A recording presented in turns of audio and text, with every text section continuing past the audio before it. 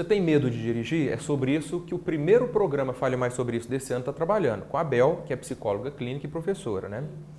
Bel, o que mais que é feito nesse tratamento da pessoa que tem medo de dirigir? Então, a gente, além de a gente fazer essa escala para que a pessoa enfrente o medo de dirigir de uma forma tranquila, né, aos poucos, devagar, a gente também trabalha com exercícios de respiração, porque são fundamentais para ensinar a pessoa a controlar a ansiedade. A gente trabalha também com exercícios de imaginação, de visualização, né? Sim. Então, que são exercícios muito poderosos. Eu costumo dizer que a nossa mente ela não distingue do que a gente está imaginando ou do que a gente está vivendo de verdade. Eu acho muito legal, eu já presenciei aula sua, palestra sua, participou do Janeiro Branco conosco, foi uma coisa maravilhosa a participação da Bel, dando palestras em salas de espera de instituições tipo hospitais, e eu me lembro de você falando sobre isso, a mente não distingue, né? Isso. Entre o que é real e o que é fantasia. Isso, então, se eu imagino, por exemplo, que né, estou saindo de casa para pegar meu carro, né, para dirigir, e eu já imagino que o trânsito vai estar horroroso, que eu não vou conseguir aquela vaga que eu preciso, isso já vai me trazendo ansiedade. Mas na verdade não está acontecendo ainda, porque eu estou em casa. Mas como eu já estou imaginando aquilo, eu estou vivenciando aquilo. E vai potencializando, E né, vai Bel? potencializando E vai agravando. Isso. Então, normalmente, isso é o que acontece com pessoas que têm medo de dirigir. Só de ela imaginar que ela vai estar lá no carro, aquilo é uma sensação tão desagradável e ela acaba fugindo, né, da situação, evitando a situação. Então, Bel, você está colocando que o tratamento, vamos chamar assim de tratamento, né, o suporte que você, enquanto psicólogo, oferece, ele tem uma fase anterior à própria pessoa entrar no carro. Sim. Tem a fase em que ela está com o veículo em mãos e a fase após, né, sair do carro, que é um contexto. É um contexto, né?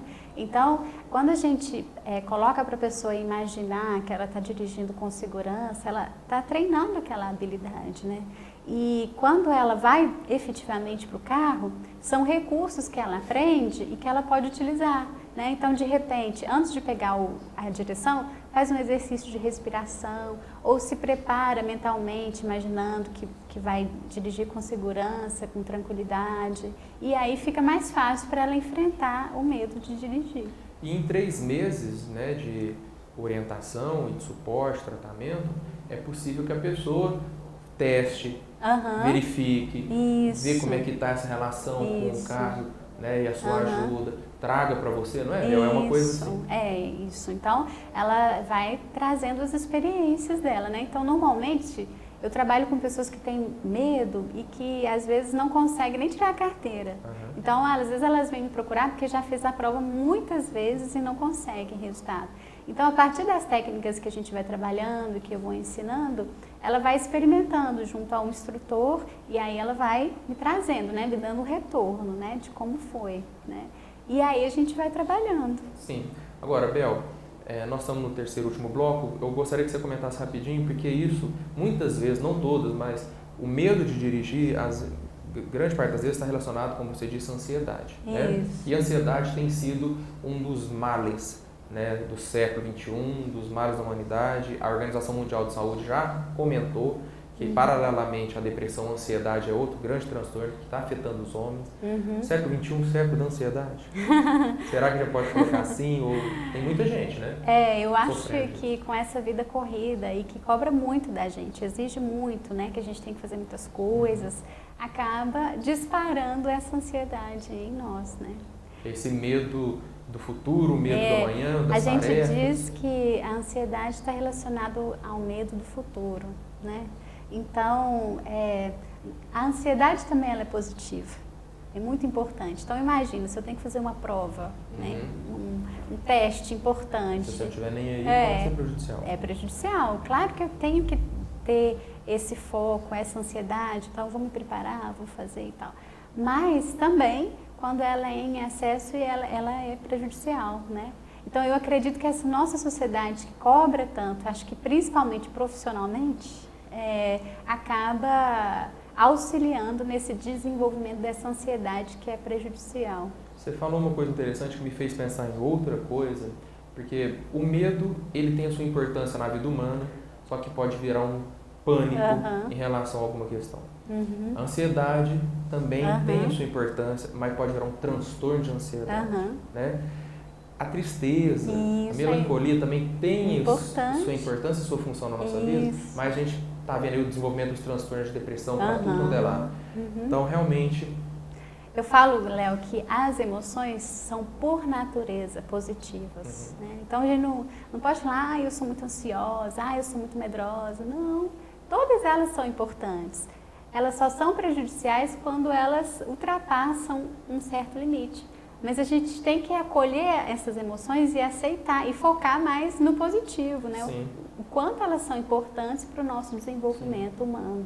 Mas é o que eu estava pensando, que nós vivemos uma sociedade que não tem favorecido o equilíbrio, a harmonia, o foco no positivo. E por isso essas emoções que têm suas funções, como a gente comentou, a ansiedade, o medo, até alguma tristeza, tem, vou usar uma expressão popular, tem descambado, desequilibrado para o lado dos transtornos de ansiedade, dos pânicos e a depressão descontrolada. Então é uma sociedade que tem adoecido as pessoas. E que foca muito no negativo, né? Porque foca muito no negativo, na doença. Então, eu tenho essa perspectiva, né? Que a gente tem que focar na saúde, no positivo. E mesmo que é negativo, a gente tem que valorizar o quanto aquilo é importante. Sim, e eu acho que ao vir no programa falar sobre isso, e a gente levar esses conteúdos, né? Por meio do programa, por meio da revista Fale Mais Sobre Isso, que também circula na cidade, eu acho que a gente está contribuindo, enquanto profissionais, para conscientização, né? Apontar para informação, né? Para levar as pessoas a pensarem sobre isso, como a gente discutiu muito no Janeiro Branco, né? A questão da mente. As pessoas desvalorizam, né? Às vezes elas cuidam muito do corpo, cuidam muito do espiritual, mas esquece que a gente é uma mente, que a gente precisa de cuidado também. Sim, e eu acho interessante nós encerrarmos esse programa nos referindo realmente ao Janeiro Branco, porque é o primeiro programa de 2015 e em janeiro nós fizemos várias palestras. Você participou, esteve comigo, outros profissionais. Nós fomos em sala de espera de hospital, fomos em empresas, organizações, fomos em locais, empresas de Uberlândia que não são grandes, mas as pessoas viram o chamado, nos ligaram e falaram, vem aqui, já tem 3 funcionários. A gente foi lá, né, Bel? Isso, foi uma experiência muito bacana, muito legal. E eu acho que a gente tem que fazer isso mesmo, porque a desinformação sobre esse aspecto é muito grande. Né? Tem muita informação sobre o orgânico, ok, ótimo, a humanidade construiu isso. E é um papel da medicina muito importante. Sim, correto, louvável, isso. Mas agora nós precisamos de muita informação sobre essa outra dimensão humana, que é além do bio, o psíquico, o social, o espiritual. A gente diz que nós somos um ser bio, psíquico, social e espiritual, né? Todas as nossas dimensões, elas são importantes e devem ser discutidas, faladas, né? O bio já está com um certo espaço garantido e nós estamos na luta para desenvolver aí o psíquico, o social, o relacional, o espiritual. E eu agradeço a sua participação. Bel, e quem quiser te achar, quiser ir ao seu consultório, porque está com essas questões, essas demandas, está precisando desse suporte, em relação à questão do medo de dirigir, outras questões, né, da vida também, sentimentais, emocionais, comportamentais, onde te acha, como te acha? Isso. Então eu tenho um e-mail, né, que é @ancoragrupo, tudo junto, @yahoo.com.br. Legal. E tem meu telefone também. Passa seu celular, por favor. Que é 9206-6160. Ótimo. Precisando de ajuda? Não hesite, não demore para que não vire uma bola de neve, né, Bel? Isso, com certeza. Escreva para a Bel, Isabel Cristina, ligue, marque um encontro, marque uma consulta. Tem solução. A psicologia já desenvolveu recursos para ajudar as pessoas. Com certeza. E estamos aqui para disponibilizar, apresentar, difundir esse serviço. Eu te agradeço, Bel. Agradeço você, Léo. Sinta-se convidada a vir outras vezes. Tá bom. Muito obrigada pelo espaço. E estamos juntos nessa luta de conscientizar a sociedade. Você pode ser também difusor dessas ideias, apresentando programas a outras pessoas, convidando as pessoas para assistirem e nos ajudando a divulgar tudo isso que nós estamos falando. Agradeço também ao Instituto Intelecto de Desenvolvimento Humano, que é parceiro em 2015 do programa Fale Mais Sobre Isso e está conosco nessa caminhada. A sua presença também agradeço e até a semana que vem em mais um Fale Mais Sobre Isso.